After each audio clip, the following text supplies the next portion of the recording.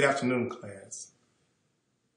At this point of the semester, we have come to a position, or come to a point, I should say, where we've discussed race, we've discussed how America got to where America is today in regards to race relations, and now we're at a point where we're post-Civil War, post-Reconstruction, and we're answering the question. We have different viewpoints on answering the question, what shall we do with the Negro?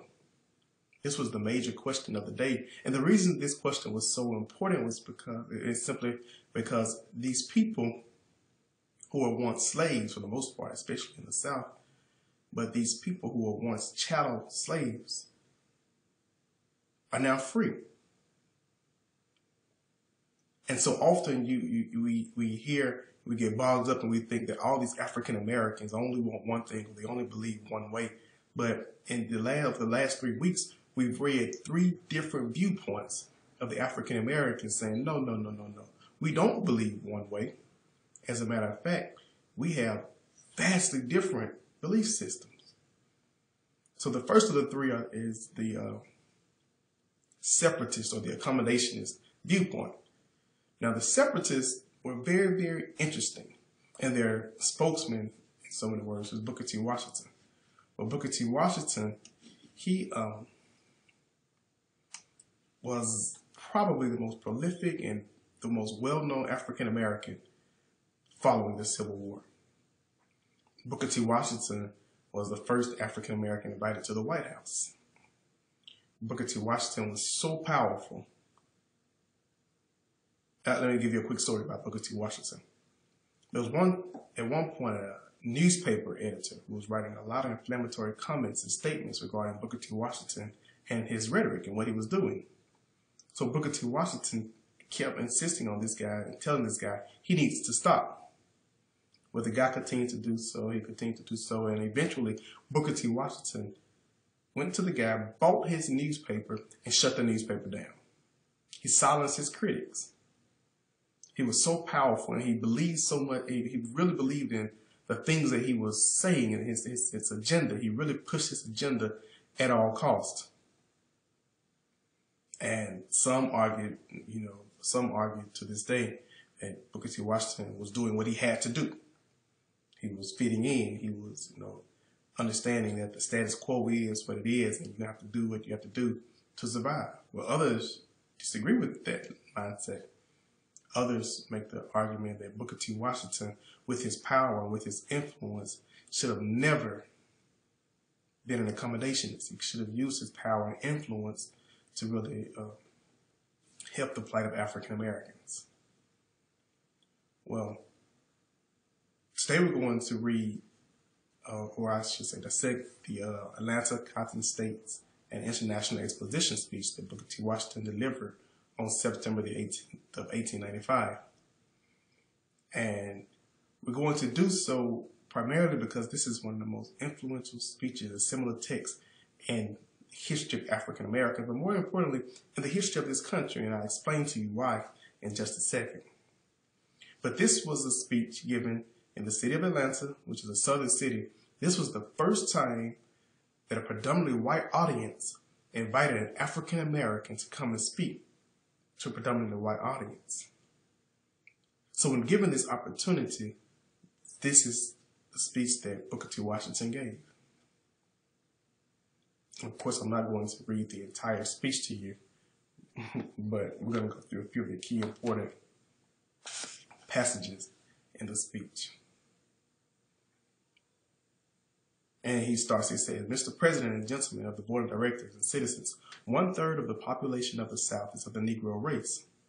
No enterprise seeking the material, civil, or moral welfare of this section can disregard this element of our population and reach its highest success. And this is what's important.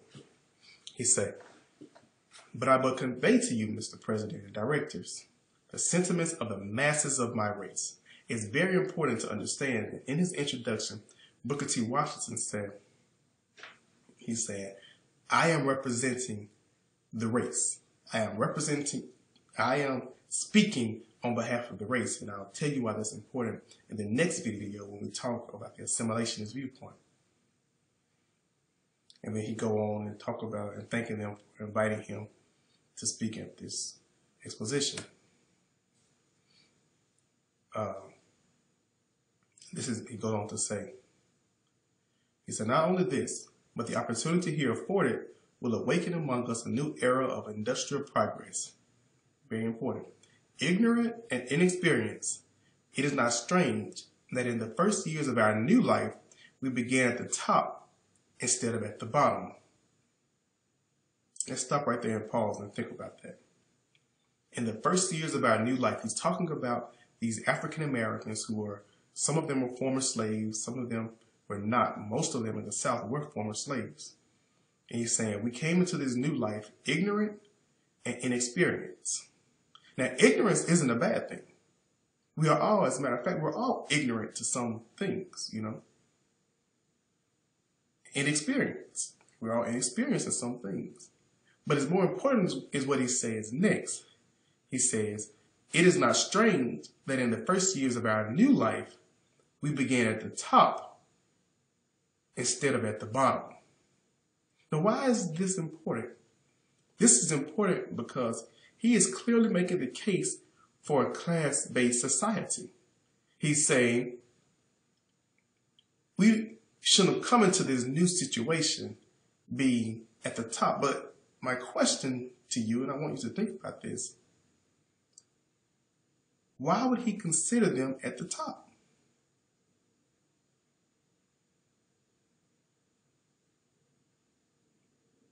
Is it, or are they at the top because they are now given the opportunity to vote? Or the 13th Amendment because they've been given their freedom? Or citizenship? What about this new life made them at the, or he led him to say they began at the top instead of the bottom?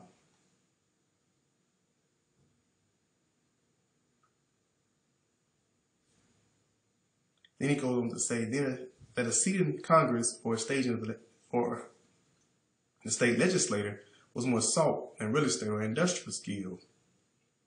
And what he's saying is that our people, these people who were once slaves, are now pushing for political freedom and political opportunities.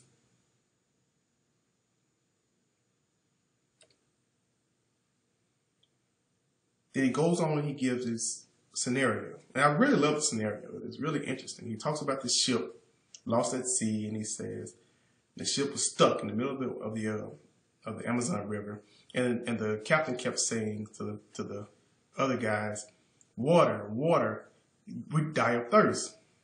Water, water, we die of thirst. If you all don't help us and send us some water, we're going to die of thirst." And eventually the guy kept saying, "Cast down your buckets where you are." And the guy said back again, "Water, water, we die of thirst. Water, water, we die of thirst." And the other guys kept saying, hollering to them, "Cast down your buckets where you are." And eventually the captain got his bucket and cast it down into the Amazon River. And they were able to drink the water from the Amazon River. It was fresh water. It was not a saltwater river. It was a fresh water. And he used this analogy to talk to both the blacks and the whites. He's saying, cast down your buckets where you are. In essence, pull yourself up by your bootstrap. Help yourselves out. Stop looking for help elsewhere. Help yourselves out now. And he's talking to both the blacks and to the whites. Now, let's see what he's saying to the Negroes. He says, "Negroes, cast down your buckets where you are." In essence, he writes, "To those of my race who depend on bettering their conditions in a foreign land, who underestimate the importance of cultivating friendly relations with the southern white man, who is your next door neighbor, I would say cast down your buckets where you are." He goes on. And he says, "Bear in mind that whatever the sins of the South may be called to bear, when it comes to business, pure and simple, it is the South that the Negro is given a man's chance in the commercial world." Very important. He's telling the Negroes, stay here in the South. Work. Not only do I want you to work in the South, I want you to work doing the things you know how to do. He says, work in agriculture, work in mechanics, work in commerce, work as a domestic servant. Do the things you learned during slavery in your new life. In essence, cast down your buckets where you are. Use what you got. But use the skills you already have to make it in this new world. He said, our greatest danger in this new step in our new life is that we are overlooking the fact that we have to live by the production of our hands. He's talking to the Negroes. Remember this. And I didn't highlight as much as I would like to on this one, but he says, no race can prosper till it learns that there is as much dignity in tilling a field as in writing a poem. It is at the bottom of life we must begin. Remember, this is very important what he's constantly telling the Negroes. It is at the bottom of life we must begin, not at the top. Why would he tell these Negroes it is at the bottom of life we must begin, not at the top? Why would he say this to a predominantly white crowd speaking on behalf of the Negroes? Think about it. Then he went on to talk to the whites.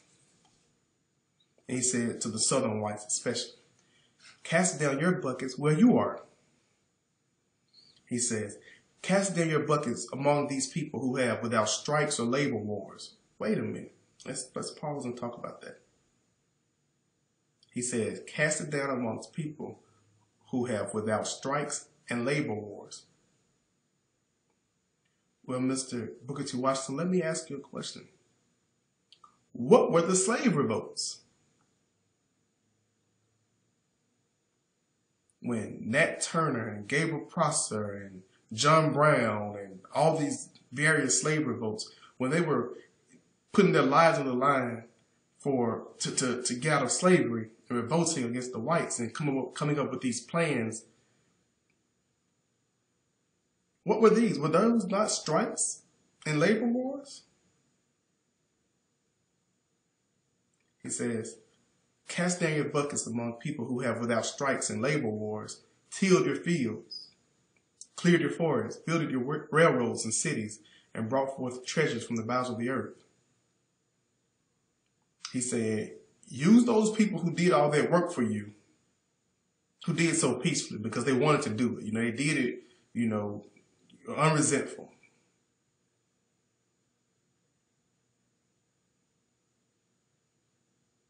He said, and what you will find, if you use those people, you will find that they will buy your surplus land.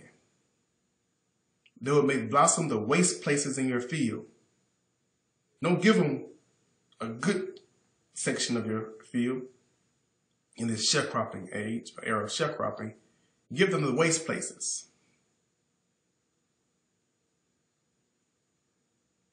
And let them run your factories.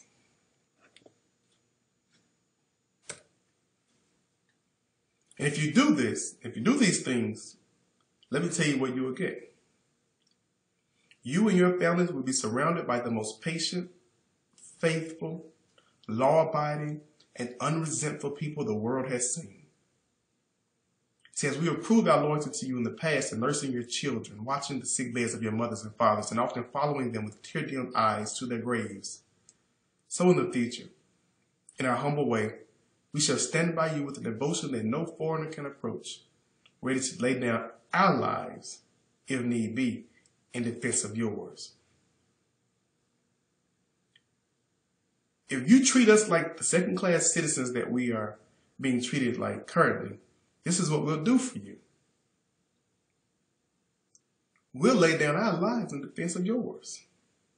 We'll be so devoted to you that if something's going on with you, we'll put our lives on the line for you.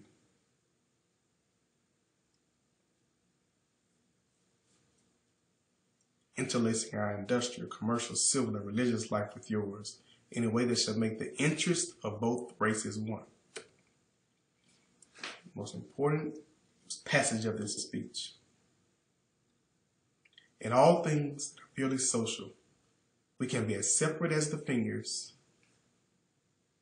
yet as one as the hand, in all things essential to mutual progress. He said this in 1895. In 1896, the Supreme Court agreed with him and said, separate but equal is constitutional. Let's keep going through the speech. He went through and talked about a few other things. And then I like this passage here. He says, nearly 16 millions of hands will aid you in pulling the load upward, or they will pull against you the load downward. We shall constitute 1/3 of the ignorance and of the crime of the South, or 1/3 of its intelligence and progress. We will contribute to 1/3 of the business and industrial property of the South, or we will prove a veritable body of death, stagnating, depressing, retarding every effort to advance the body politic. He's saying, either you're going to work with us and educate us and work with us, or you're going to see that you're going to pay for not wanting to work with the African Americans. And I like what he said here because he really told the truth. And I like to use my home state as an example. Following the Reconstruction era, you remember when we did the election on Reconstruction, part of the deal in the Compromise of 1877 was to industrialize the South. Well, some states chose to ignore the industrialization. Some states, Mississippi, chose to ignore it for the most part. They wanted to remain an agricultural state. They wanted to push out anything that was industrial. Well, after a while, we see they turn out to really, really hurt and retard the progress of Mississippi.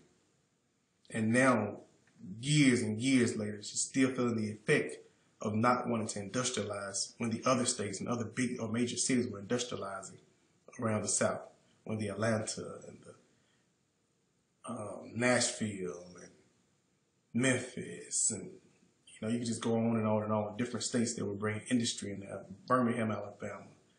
Different industries. Different states who brought industries to their cities. Mississippi chose to ignore that, and therefore she's paying for it now. And behind a lot of these other states, because she didn't want to bring these into her cities, industrialization to her cities. Furthermore, she didn't want to educate the African Americans. And she did everything in her power to hinder or retard the progress of African Americans. And she's paying for that now.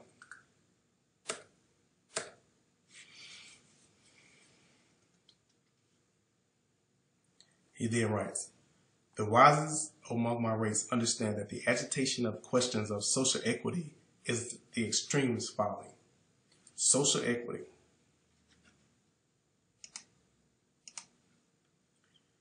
At this point, he's talking social equity. And he's saying, those of us who are understand, now I'm speaking on behalf of my race, remember that. The wisest among our race, we understand that stop asking for social equity and agitation. We're agitating. Remember that word. That's a very important word used by Southerners who were stuck on status quo. Whenever the carpetbaggers would come down, or whenever Dr. King would come in town, or whenever there would be anyone who would come in and try to challenge the status quo, they would consider them agitating. When Goodman, Cheney, and Schwerner were going to Mississippi to register them to vote, they were looking for Schwerner. They called Schwerner goatee. They were looking for Michael Schwerner because Michael Schwerner was an agitator. So Booker T. Washington is saying right here, the wisest among my race understands that the agitation of the question of social equity is the extreme folly, and that progress and the enjoyment of all privileges will come to us must be the result of severe and constant struggle rather than artificial forcing. He's saying, in essence, we're going to get it at some point. Just don't force it. Don't try to make it happen. If you make it happen, you're going to make the Southern white male mad.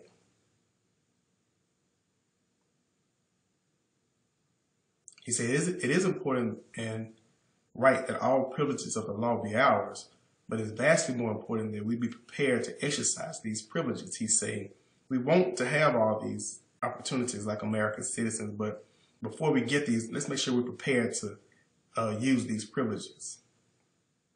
In essence, we don't mind being second-class citizens until we're ready to become first-class citizens.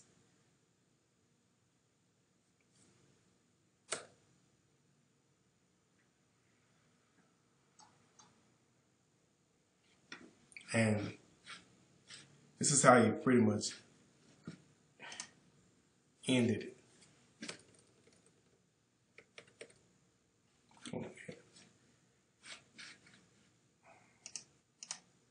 He said, I pledge that in your effort to work out the great and intricate problems which God had placed at the doors of the South, you should have at times the patient, sympathetic help of my race.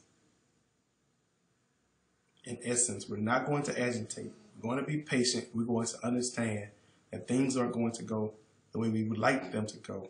But until they do, we're going to be sympathetic and we're going to help you along this journey.